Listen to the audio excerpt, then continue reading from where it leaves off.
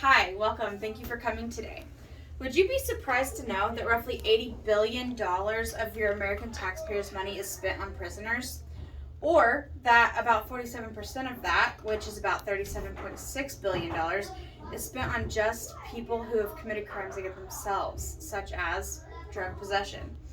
I may have never experienced the prison system myself, but I have been through years of drug addiction, and I have watched many friends go in and out of the prison system over and over again, not getting rehabilitated or treated.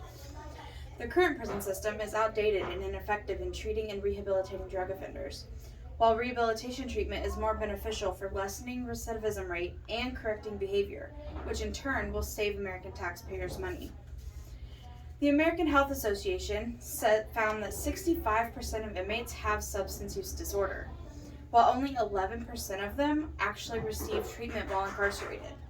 That's roughly 1.33 million out of 2.3 million addicts that are in prison and not receiving treatment. The Bureau of Justice Statistics found that 68% of drug offenders are rearrested within 3 years of release.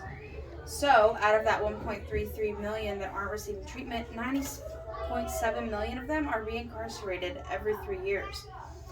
One problem with the American prison system is that there are more drugs in the prison than there are outside of the prison, and they are not getting treated for it, and so they are self-medicating. They are not allowed medical treatment, they are not allowed therapies, and they are just put in cages and dealt with like dogs. So, what is the leading cause of drug addiction? Of course, it's mental illness. People are using drugs to treat their mental illness because they don't know how to cope with life, and instead of giving them resources on how to deal with what's in their head, we're just throwing them back out into the world to struggle once again. The Journal of American Medical Association found that 53% of drug abusers also have at least one serious mental illness. This is not including depression, anxiety, and ADHD. This is just bipolar, schizophrenia. And so 53% may sound like not as much, but when you add in depression and anxiety, that is the majority of drug addiction. So why is rehab greater? Because it leads to reintegration. And the way that it does this is by including long-term intensive residential treatment, which offers group therapy, individual therapy, therapeutic communities to teach personal and social values, as well as vocational job training. This gives them the opportunity to come out of prison and find a job and therefore contribute to society, whereas most criminals who come out of prison are labeled as felons and never able to get a job. And when they can't get a job, they resort back to what they know best, which is dealing drugs and taking drugs, because that's their only way to cope with American society. So, how does this benefit America? By saving you money with your tax money.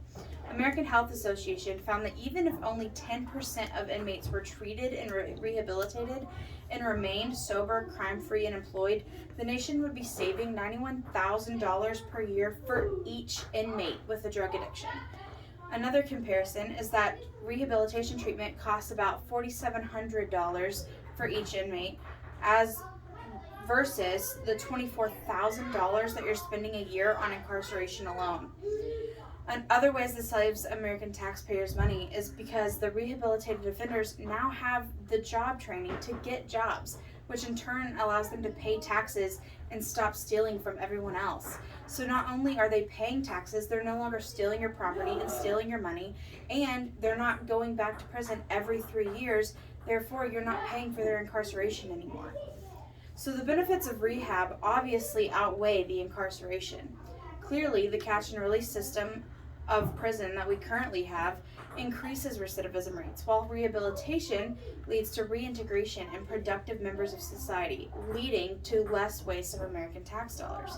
So Americans need to wake up to the backwards system of the Department of Corrections that's causing more harm for offenders and civilians alike. We need to advocate for prison reform and advocate for our drug addicts and give mental health benefits to those in need. Thank you.